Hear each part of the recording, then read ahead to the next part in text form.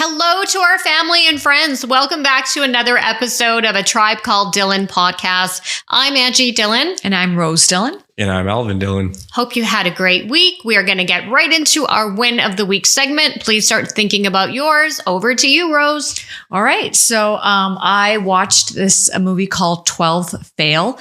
It's an Indian movie, and it was extremely inspirational, motivational, inspired me. And I love movies that just remind you the power of integrity, honesty, and hard work and determination.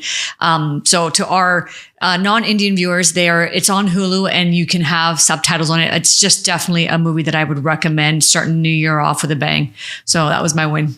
What's it called? 12th Fail. 12th Fail. Yeah. Okay, got it. Yeah. Okay, Al, what's your win? Mine, I guess it's not really my win. It's someone else's win, but I watched it happen.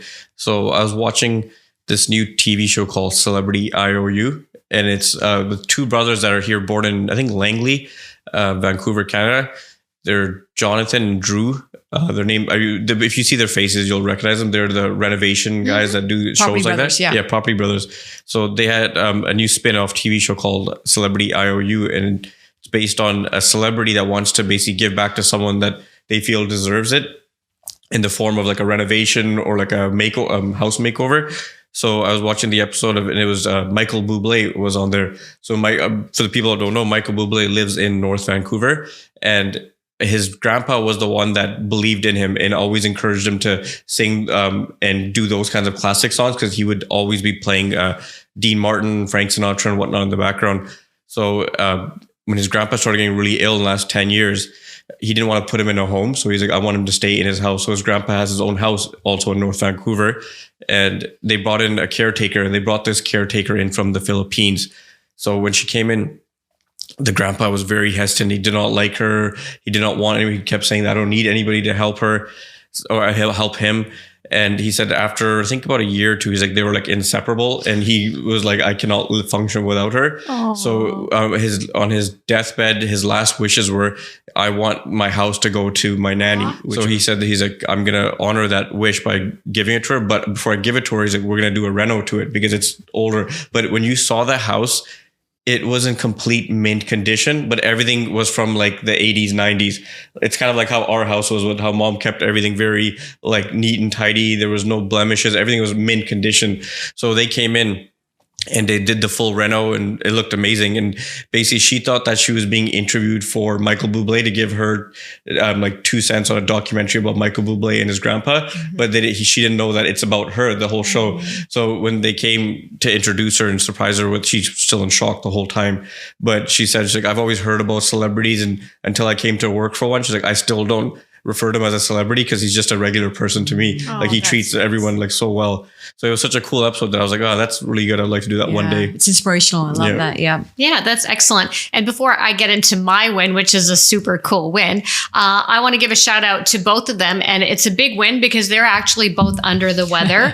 They're not feeling well. Sick. They have the flu. Mm-hmm. And as they say, last man walking or last man standing, last woman sitting. That's me. I haven't caught anything yet, knock on wood. But I just want to give a shout out to both of you. And this is one of those rare cases sometimes when, life hits you. It's the beginning of the year and the show must go on, as they say. So these two soldiered up and they're here just so that we can bring an episode to you this weekend. We want to just stay consistent. So shout out to both of you. Thank you. Not going to lie, usually I know my voice is the loudest, but today my hearing is very sensitive and you sound so loud right now.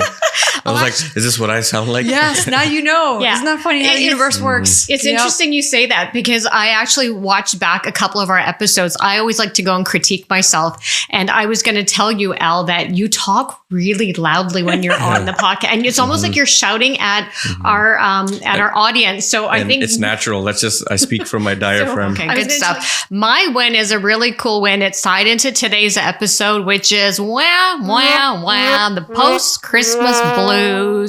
We're going to be talking about that. And I think this is what also happens post-Christmas. Everybody gets sick because we've been around so many people, family members, and it's flu season and, flu and bug season. And this is what happens. But my win is you're kind of looking at it from the back, but I'm not big on gifts. For me, the holidays is all about spending time with family. But this year, my lovely brother surprised me with an amazing Lenovo tablet. I don't know the specs, Al. It's the top of the line. That's all you need to know. So I've leveled up my podcast game this year. I was a little old school and I would have my piece of paper with my notes and my questions. I'm not going to lie. I will probably sometimes defer back to that because I do so like writing notes and things like that. But this little gadget here, I have a stylus and it has a keyboard. So maybe I'm going to just switch it around so you can have a look at this. It's like a mini desktop laptop. And for those who are thinking, oh, that must have been so expensive, it's actually not that bad if you compare it to a Samsung. It's got the same amount of specs, but you're not paying for the name of Samsung or Apple. Like it's the exact same specs. Yes. Thank you, Al. And people don't realize that Lenovo actually makes tablet because we think of business computers and laptops. And they make amazing computers. They're very reliable, very solid. So the natural thing for me, because I'm an IT guy, was I'm not paying for the brand. I'm paying for what the specs are and the quality inside it. So Lenovo, amazing tablets. Yeah. After I bought it, I was like, do I really need to give this to her or should I just keep this for myself? Well, I really appreciate it. Thank you. And it's coming into use as content creation and content creator. So I'm super happy about it. Now, I hope to all of you, you had a great post-holiday. By the time this one airs, this episode, it's going to be, of course, as we know, the funk that we all feel end of January, mid-January. It's the post-Christmas blues, all the lights. If some of you live in a townhouse or strata complex, strata sends out that, I always call that douchey email to you like, hi, don't forget to turn your Christmas lights and tear down everything that's hanging in your window. And I'm like, why do they do that? I never understood that too either. It's like so restrictive and they want to have that control over, like you don't want to have lights in someone's window. It drives me nuts. And our Strata Corporation, of course, those of you that live in Strata homes know that it's the homeowners that make up the Strata. So it's really a bunch of homeowners that are saying, take off your lights. But I think this goes back to probably 20, 30 years ago when someone probably wrote, when they did the Strata Property Act and they put that in there that all lights must come down. So I'm thinking right now when I'm driving by in my complex, some of these lights brighten my day and brighten my mood. I know. And now I'm like, they're gone. They're going to be all gone. And I wanted to add, because Strata is a Canadian term. So for our American folks, that's HOA when we have to pay those dues and homeowners association.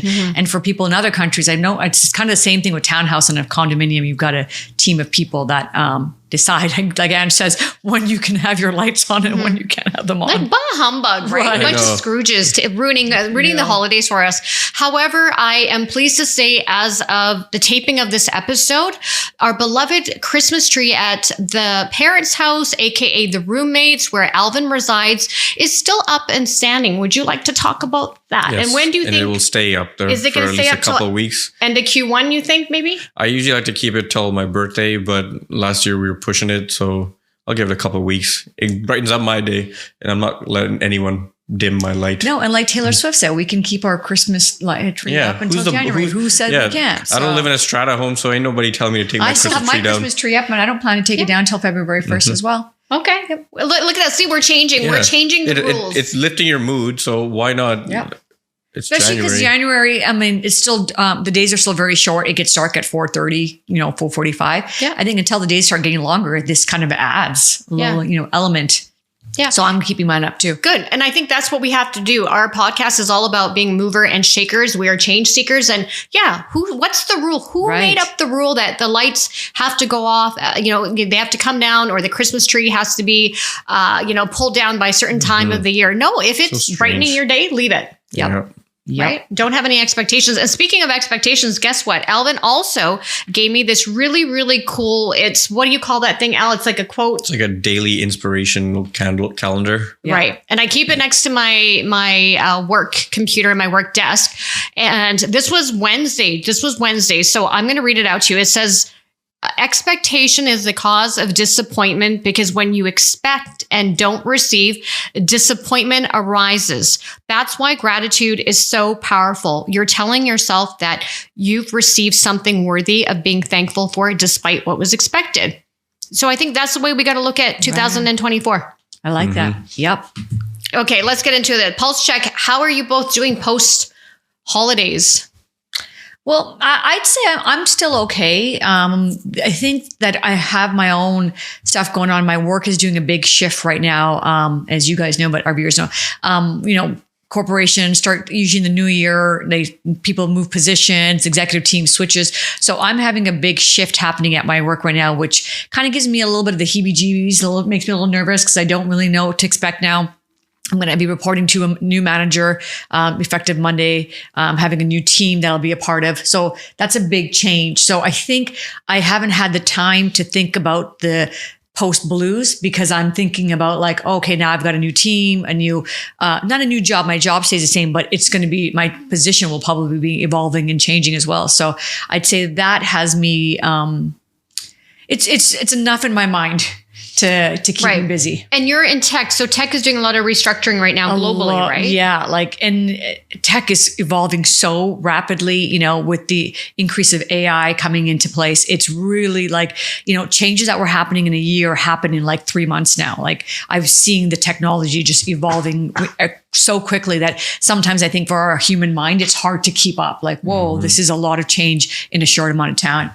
And I just don't think our brains were designed for that. Especially once you get used to something and you've learned it, and now you figured out, okay, this is how the layout is. It's intuitive, and then they change it up on you.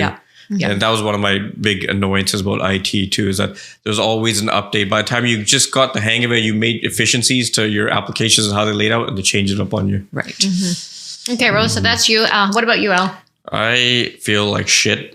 And the funny thing was that around the holidays, everybody around me was getting sick, and I didn't get sick, but I was feeling something. And then I told myself, wow, you're like a hero. I was like, you didn't get sick around all these people that were sick at work, sick at the party.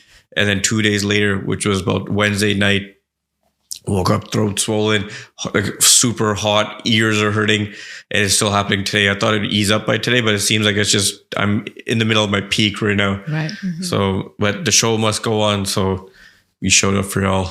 Yeah. Kind of. I was tempted to put on a mask and do today's recording in a mask because I really don't want to catch anything, but I'm just going to hope for the best. For me, post Christmas, it's just this was the first time ever that I took 2 weeks off during the holidays. I usually just would take a day or two off here and there, or take sometimes 3 days and make it a week when you have the holiday after Boxing Day here in Canada. Boxing Day is a holiday after Christmas. And I would take, if let's say Boxing Day is on a Tuesday or a Wednesday, I would just take Thursday, Friday off from work. This is the first year that I actually took 2 weeks off.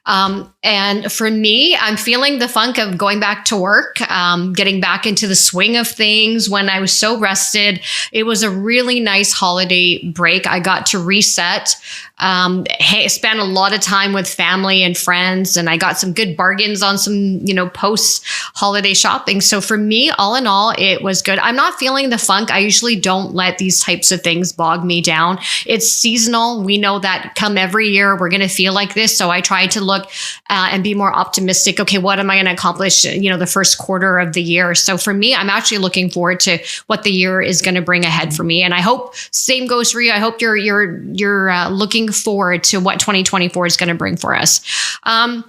What were some of the highlights for you guys? Who wants to talk about what did you enjoy during the holiday season? I didn't take any time off because I felt like everyone else around me is taking time off. So I know work will naturally be slow. So kind of worked from home a few days, and it was good. I chilled out a little bit, took a little bit of me time, but I had planned a lot of things that in my head that I was going to get done that did not get done. Okay. Rose, you? Yeah. I think that, I like what you said too. You took 2 weeks off. I think work companies should just mandatory, make everyone just slow down, have the December 16th to the January 2nd, off, because really people are not really working, that much. Once the kids have school off, I found that a lot of the parents were, they don't respond back in a timely manner or take a couple of days because, they're trying to juggle now having their kids at home and still working. So I really I enjoyed that. It was kind of a slower time at work for me. I really enjoyed having our Christmas party at my uncle's house that he does annually. That was a lot of fun. I had a little too much wine, but it was my birthday, so I was allowed to. And it was a lot of fun. And then we had my cousin set up was it the hockey? No, it wasn't the Skating, that was a lot of fun. And then New Year's, we all got together again, and it was just a really great time and hanging out and then chatting with some friends that, don't live in the same city with me. And it was just a really good time to kind of slow down and like rejiggle your energy and rethink about like, how do I want to show up in the new year?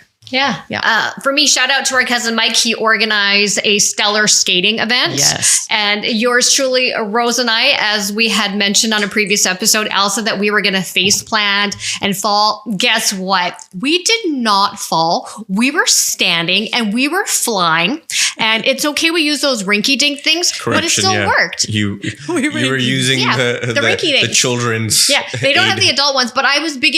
By the time I did a couple laps around, we had the skating. We rented out the skating rink for a whole hour for our family. By that 45 minutes an hour, I was starting to feel confident on the ice that I think I can do it without the rink. What about you, Rose? Yeah, I think if I had, I didn't realize the skates that I had, I put them on the same size as my feet, and I didn't realize you should go one size smaller. So I just didn't feel very secure with my thing. They weren't tight enough. They didn't feel like, so now that I know that, next year I'll make sure I get like knee pads and some shin pads. I think you're right. I think I'll feel confident getting off, because I at one point be able to stand on my own and record Al, because Al was like, can you record me talking on the phone as I'm skating? And I was like, okay. So I recorded. So I was able to stand on my own and balance that. But yeah, I had fun. We sat into those little kids. I'll put in a clip into this episode and you can see what it looked like. I went to my niece, and do you recall when we were little kids? Oh, I went to one of my nieces. Alvin was pushing our niece in this little like kids cart type of thing on, it's like a little cart on ice. And usually I recall when we were younger, and if adults ever came up to us and asked us for something, we would oblige and say, yes, of course. This kid shut me down. Yeah. I said, hi, can I get you to get up and can I sit there? And she said, no. Just flat out no. Yeah. I'm like, I loved it. wow. Okay. Yeah. She stood her ground. Like she's a little feisty thing. Yep. She knows what she wants. And I was like, and you know what? I walked away. I didn't even try and challenge this kid or fight. Or she wasn't going to budge. But she wasn't going to budge. Yep. And you know what? Like, if you know you ain't going to win if you know you're not going to win the fight, just walk away. Yep. So I walked away, but I found another route eventually. And so Al pushed me around. That was one of the highlights. It was so freeing being on ice. There's something so liberating. Now I kind of get a sense of what birds feel like when they're flying in the sky. It's that like that. It was very freeing. You're floating. Yeah, it was very freeing. Okay, did any of you guys participate any of the Secret Santa, or there's another name called White Elephant games, like with coworkers? I know we did with a family, but did any of you do that at work with colleagues? No, I've never heard of this white elephant. Okay, but it sounds racist. Well, anyhow, okay. So at a workplace, I'm not comfortable saying those words. White elephant. Anyhow, they actually sent that in an email. So first one, I played a Secret Santa game with one team, and then another team decided, okay, we're gonna play it as well. But they coined it as White Elephant, and I've never heard of that term as White Elephant. So when I kind of did a little bit of investigating on it, and so apparently the White Elephant Secret Santa game is similar. You bring a gift with a certain value, but it has to be a comical or funny gift, like a play twist. And I don't like those types of things, because then someone's going to bring some gift that is absolutely useless. And so I want to dedicate a little bit of time to the Secret Santa game, because I am butthurt about some of the games and some of the prizes that people bought. And so we want to educate those of you for 2024 that are going to be playing in a Secret Santa game in 11 months' time. We want to set you up for success. So here's what I'm going to just say. If you are asked to participate, first of all, you have a choice. If your funds are tight, or if you participated like me and you brought a good gift, but you ended up coming back with a not so good gift, you have a right to refuse and say, I'm not playing this year, because 4 years in a row, I bring a really good gift and I leave with a shitty gift. So I think I'm about to tap out of my work gifts. But here's the rule. If the gift has a value of $15 to $20, try and think and be creative and bring something that you would want to win. Like if someone brings, like, I don't know, a heating pad. A heating pad is a really nice gift. Yeah. Right. So just think, what usage is it going to get? If you're going to bring a gift that is going to be absolutely useless, but you're going home with a comforter and a blanket and a duvet set, do the math. It doesn't add up. So that is my beef with that, is if you're going to participate, go all in, play the game properly, bring a decent gift, or just don't play at all and tap out. I'm going to add to it because I think it's funny that you say this. And the reason she's saying it is because she did get the worst gift that she stole. But I got a great gift. So I don't really have any complaints. And it was great. I got like 5 socks and a really nice blanket. But what I will say that what I learned there because we had Secret Santa at work too. And then we had Secret Santa at the family party. What I learned, at the family party was like a lot of us didn't think about gender neutral gifts. There was a lot of blankets, curling irons, stuff for women. And so one of my cousins was like, it's not fair for us guys. So I really appreciated him giving us that feedback because next year then I'll think about getting a gift that's gender neutral. Yeah. The thing is we didn't know who brought what gifts because we had to just put everything in a pile. But the gift that I brought was gender neutral because both men and women could wear those socks. Not really. Well, I thought so. And the blanket was a neutral color. Yeah, but blankets are usually for women. I want my blanket back, Rose. By the way, I want my blanket back now that I know you want it. I had the best gift. Mine was a wireless charger. And no one wanted it, right? Yeah, I want the wireless because charger. they didn't have like the branding properly done on the box. It was just give you a simple box, so people didn't know what it was. But it's a wireless charger. You literally just put your phone on it and it holds it up and it charges it. Fast charger. By the way, I want the wireless charger. Yeah, and I want you to know there's nothing fast about charging it. I've tested it out. It's a slow charger. It says it's going to charge my phone in 4 hours. So I'm like, yeah. No, don't believe what you read. Yes. So that's all I got to say. What's your guys' take on this? I got a solid gift though. What'd you get? I got an awesome gift. I got a Star Wars themed Pyrex Pyrex container set. So I take my lunch in that every day. But you stole that gift from someone. Remember? You know how you have. She was very happy with you. Yeah, I know. Well, she claimed that her birthday was on July 4th. I said, are you a Star Wars? May 4th. Yeah. May the 4th be with you. But I was like, are you a Star Wars fan? And she just didn't say nothing. She said, I was born on May 4th. So I said, May the 4th be with you. And I stole it from her. No regrets on that one. So I think we were generous with, or not generous, we were kind with our family and we only allowed 1 steal. But what is the rule around it? How many times can you steal? 2 steals at least, right? And then the 3rd is done. Because I think that one, the Star Wars one got stolen a couple times. I think it was 2 rounds. And then we axed it at the 3rd. I don't know. I'm pretty foggy today. I can't recall. Okay. Now, what do you think? Any secrets to, what's the success to picking out a Secret Santa gift? So we're going to table this back again later on in the year, but just to get people's, like their earbuds churning or, just thinking about what makes a good gift. Like, what should we take into consideration when we are asked to participate in these games? And if we do? That's a good question, but I think it's hard to do that because what I find interesting, you might not find interesting and he might not. So it's totally individual. But yeah, I think thinking of like you said, like now I'm going to really think about gender neutral gift set. Like what would a guy want? What would a girl want? What would both parties want to steal? Because I think it's always fun the gift that gets stolen the most because that one did. That's okay. That's the gift to get next year. So like, yeah, the blanket I got stolen and then I stole it again after that. Blankets seem to be like a hot item. Yeah, because there's like 3 or 4 blankets and every one of that. I guess they look at it as like so much value with it because everyone's going to use it when they're on the couch. Yeah, I guess so. Yeah. No, you're right. That's a great idea, Rose. Now to start thinking about gender neutral gifts where everyone can benefit. Yeah. Right. Yeah, that's a great idea. I think I'm going to do a book next year.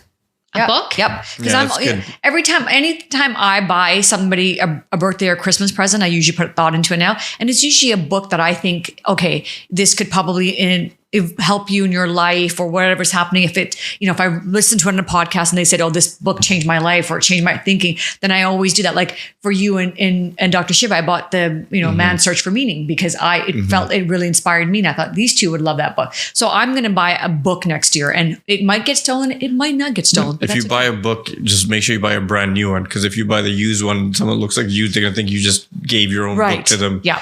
So and he's saying this is because I usually go on eBay and buy books because I buy so many books that it gets expensive buying them at $30 when you can go on eBay and get it for 50% off. So they're usually in very good condition, but I always do buy my books off eBay. I have no problem buying it, but if you're going to be giving it as a gift to somebody, then it shouldn't be like a used book. Like looks like you just read it before you gave it to them. This is my thing. It's like if the budget is $25, I can get 1 book or I can get you 2 books for that same price.